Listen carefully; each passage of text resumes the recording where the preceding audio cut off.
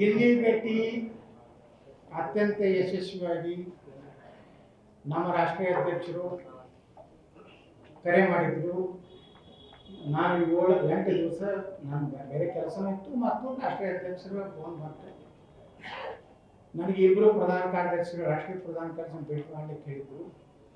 ಒಂದು ಅರುಣ್ ಸಿಂಗು, ಎರಡನೇದು ನಾನು ರಾಧಾ ಮೋಹನ್ ಅಗರವಾಲ್ ಅಂತ ಹೇಳಿ ಇಬ್ಬರು ರಾಷ್ಟ್ರೀಯ ಪ್ರಧಾನ ಕಾರ್ಯದರ್ಶಿಗಳನ್ನ ಭೇಟಿ ಮಾಡ್ತಾ ಇದ್ರು. ಇಬ್ಬರು ನಾನು ಭೇಟಿ ಆದೆ. ಕರ್ನಾಟಕದ ಒಟ್ಟು ಪರಿಸ್ಥಿತಿ, ಇಲ್ಲಿಯ ಅಡ್ಜಸ್ಟ್ಮೆಂಟ್ ರಾಜಕಾರಣ, ಇಲ್ಲಿಯ ಒಂದು ಕೆಟ್ಟ ವ್ಯವಸ್ಥೆ ಎಲ್ಲದರ ಬಗ್ಗೆ ಸಂಪೂರ್ಣವಾಗಿ ಅನುಕೂಲ ಮಾಹಿತಿ ಕೊಟ್ಟೆ. ಅಲ್ಲಿಂದ ಮೊನ್ನೆ ಮಧ್ಯಾಹ್ನ 1:20 ನಮ್ಮ ದೇಶದ ಗೃಹ ಮಂತ್ರಿ ಶ್ರೀ ಅಮಿತ್ ಶಾ ಅವರು ನಮ್ಮ ರಾಷ್ಟ್ರೀಯ ಅಧ್ಯಕ್ಷರಂತ ನಡ್ಡಾ ಇಬ್ಬರು ಶ್ರೀ ಅಮಿತ್ ಶಾ ಮನೆಯಲ್ಲಿ ಸುಮಾರು 25 ನಿಮಿಷ ಚರ್ಚೆ ಮಾಡಿ ಎಲ್ಲ ರೀತಿಯ ಮಾಹಿತಿಯನ್ನು ನನ್ನ ಕಡೆ ತಗೊಂಡಿದ್ದಾರೆ. ಅವರಿಗೆ ಎಲ್ಲ ರೀತಿಯ ಮಾಹಿತಿಯನ್ನು ಕರ್ನಾಟಕದಲ್ಲಿ ಪರಿಸ್ಥಿತಿಯಲ್ಲಿ ಕೊಟ್ಟಿದ್ದೇನೆ. ಯಾವುದೇ ರೀತಿಯಿಂದ ನೀವು ನಾಳೆ ಸುಮ್ಮನೆ ತೀವ್ರ ತರಾಟೆಗೆ ತೆಗೆದುಕೊಂಡು ಎಚ್ಚರ ಎಂದರು, ಗಂಭೀರ ಎಚ್ಚರಿಕೆ ಕೊಟ್ಟರು, ಉಗ್ರವಾಗಿ ಇದೇ ರೀತಿಯಲ್ಲಿ ನಡೆಯುವುದಿಲ್ಲ ಅಂದರು. ಸುಮ್ಮನೆ ಯೂಟ್ಯೂಬರಾಗ ಕೊಟ್ಟರು ಆಗಿಲ್ಲ. ಅತ್ಯಂತ ಗೌರವಯುತವಾಗಿ ನಂದೆಲ್ಲ ಮಾತು ಕೇಳಿದ್ದಾರೆ. ನಾ ಏನು ಹೇಳಬೇಕು ಅವ್ರಿಗೆ ಹೇಳಿದ್ದೇನೆ. ಅವರು ಎಲ್ಲ ರೀತಿ ಕನ್ವಿನ್ಸ್ ಆಗಿದ್ದಾರೆ. ಭಾಳ ಅವ್ರು ಹೇಳಿದ್ರು, ಆಯಿತು ಆಗಿದೆ, ನಿಮ್ಮ ಬಗ್ಗೆ ಗೌರವ ಇದೆ.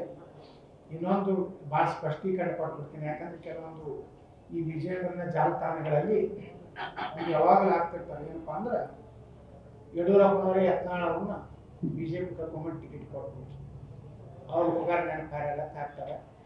ನಾ ಮೊನ್ನೆ ದಿಲ್ಲಿ ಭೇಟಿಗೆ ಹೋದಾಗ ಭಾಳ ಸ್ಪಷ್ಟವಾಗಿ ಕೇಂದ್ರ ನಾಯಕರು ಒಬ್ರು ಹೇಳಿದ್ರು, ಯಡಿಯೂರಪ್ಪನವರು ಸದಾನಂದ ಹೇಳಿದ್ರು, ನಾನು ಯತ್ನಾಳ್ ತಗೋಬೇಡ ಅಂದಿದ್ದೆ, ತಗೊಂಡ್ರೆ ಯಡಿಯೂರಪ್ಪನವ್ರು ನಾನು ತಗೊಂಡಿದ್ದಲ್ಲ. ಕರ್ನಾಟಕದ ಯಾವ BJP ನಾಯಕರು ನಾನು BJP ವಾಪಸ್ ತಗೊಂಡಿದ್ದಲ್ಲ.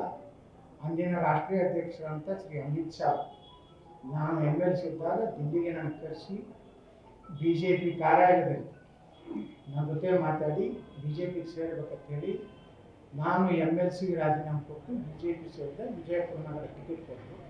ಇದರಲ್ಲಿ ಯಡಿಯೂರಪ್ಪನವರು ಮತ್ತು ಕೆಲವೊಂದು ಮಂದಿ ನನ್ನನ್ನು ತಗೋದಕ್ಕೆ ಭಾರಿ ವಿರೋಧ ಮಾಡಿದ್ದಾರೆ ಅನ್ನೋದು ಭಾಳ ಸ್ಪಷ್ಟವಾಗಿ ನನಗೆ ಗೊತ್ತಾಗಿದೆ. ಅಂದರೆ ಇದರ ಅರ್ಥ ಯಡಿಯೂರಪ್ಪನವರು ನಾನು BJP ತಗೋದ್ರೊಳಗೆ ಯಾವುದೇ ಪಾತ್ರ ಇಲ್ಲ, ಅವರು ವಿರೋಧ ಮಾಡಿದ್ದಾರೆ, ಸ್ಪಷ್ಟವಾಗಿ ವಿರೋಧ ಮಾಡಿದ್ದಾರೆ ಅನ್ನೋಂಥದ್ದು ರಾಷ್ಟ್ರೀಯ ನಾಯಕರು ಒಬ್ಬರು ನನಗೆ ಹೇಳಿದ್ದಾರೆ. ಇದರ ಅರ್ಥ ನಿಮ್ಗೆ ಹೇಳ್ತಾ ಇದ್ದೀನಿ. ಇದು ಉಪಕಾರ ಅದು ಏನಿಲ್ಲ. ಸದಾನಂದ ಗೌಡರು ಒಂದು ಕಿವಿ ಮಾತಾಡ್ತೀನಿ, ನಿಮ್ಮಿಂದ ಯಡಿಯೂರಪ್ಪನವರಿಂದ ನಾನು BJP ಬಂದಿಲ್ಲ. ನಾನು ಏನಾದರೂ ಬಂದಿದ್ದರೆ ಅವೊಂದಿನ ರಾಷ್ಟ್ರೀಯ ಅಧ್ಯಕ್ಷರು ಇಂದಿನ ಗೃಹ ಮಂತ್ರಿ ಶ್ರೀ ಅಮಿತ್ ಶಾ ಸ್ವತಃ ಜವಾಬ್ದಾರಿ ತಗೊಂಡು ಯತ್ನಾಳ್ BJP ಟಿಕೆಟ್ ಕೊಟ್ಟಾರೆ. ಅದಕ್ಕೆ ನನ್ನ ಎಲ್ಲ ಮಾತು ಕೇಳಿದ್ದಾರೆ. ಇಬ್ಬರು ರಾಷ್ಟ್ರೀಯ ನಾಯಕರು, ರಾಷ್ಟ್ರೀಯ ಅಧ್ಯಕ್ಷರು ಮತ್ತು ಗೃಹ ಮಂತ್ರಿ ಶ್ರೀ ಅಮಿತ್ ಶಾ ಒಂದು ಮಾತು ಹೇಳಿದ್ದಾರೆ. ನಾನು ಎಲ್ಲ ರೀತಿಯಿಂದ ಸಂತೃಪ್ತಿ ಇದೆ. ಅವರೆಲ್ಲ ನನ್ನ ಮಾತು ಕೇಳಿದ್ದಾರೆ. ನನಗೇನು ಹೇಳಬೇಕಾಗಿ ಎಲ್ಲ ಹೇಳಿದ್ದಾರೆ. ಭವಿಷ್ಯದಲ್ಲಿ ಏನೇನು ಆಗ್ತೈತೆ ಅನ್ನೋಂಥದ್ದು. ಲೋಕಸಭೆಗೆ ಇವತ್ತು ದೇಶದಲ್ಲಿ ನರೇಂದ್ರ ಮೋದಿಯವರ ಸರ್ಕಾರ ಬರಬೇಕು. तीसरे बार मोदी का ಸರ್ಕಾರ ನಮ್ಮದಿದೆ. ಇಲ್ಲಕಂದ್ರೆ ನಮ್ಮ ದೇಶ ಉಳಿದಿಲ್ಲ. ಮೋದಿಯವರು ಬರಲಿಲ್ಲ ಅಂದರೆ ಹಿಂದೂಗಳ ದೇಶದಲ್ಲಿ ಜೀವನ ಮಾಡಲಿಕ್ಕಾಗುತ್ತೆ. ಯಾಕಂದ್ರೆ ಹಿಂದೂಗಳ ಪರಿಸ್ಥಿತಿ ನೋಡ್ತಿದ್ದಾರೆ. ಕಾಂಗ್ರೆಸ್ ಅಂತೂ ಪಾಕಿಸ್ತಾನಕ್ಕಿಂತ ಜೋರ್ ಪಾರ್ಟಿ ಆಗಿತ್ತು.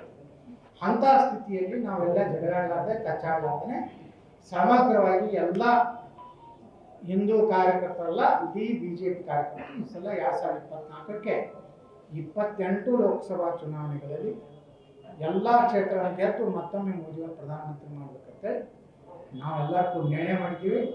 ನನ್ನ ಭೇಟಿ ಅತ್ಯಂತ ಯಶಸ್ವಿಯಾಗಿದೆ. ಯಾವುದೇ ಕ್ರಮಗಳಿಲ್ಲ, ಯಾವುದೇ ಎಚ್ಚರಿಕೆ ಇಲ್ಲ, ಯಾವುದೇ ಕಣ್ಣು ಮಾಡಿ ಮಾತಾಡಿದ್ದಾರೆ ಅಂತ ಹೇಳಿ ಯಾವುದೇ ಮಾಧ್ಯಮದವ್ರು ಹಾಕಬೇಡ್ರಿ. ಹಾಕಿದ್ರೆ ನೀವು ಸುಳ್ಳು ಹಾಕ್ಲಕ್ಕಿದ್ರೆ ಮತ್ತೆ ನಾ ಪತ್ರಿಕೆ ಕೊಟ್ಟು ಕರಿಬೇಕು.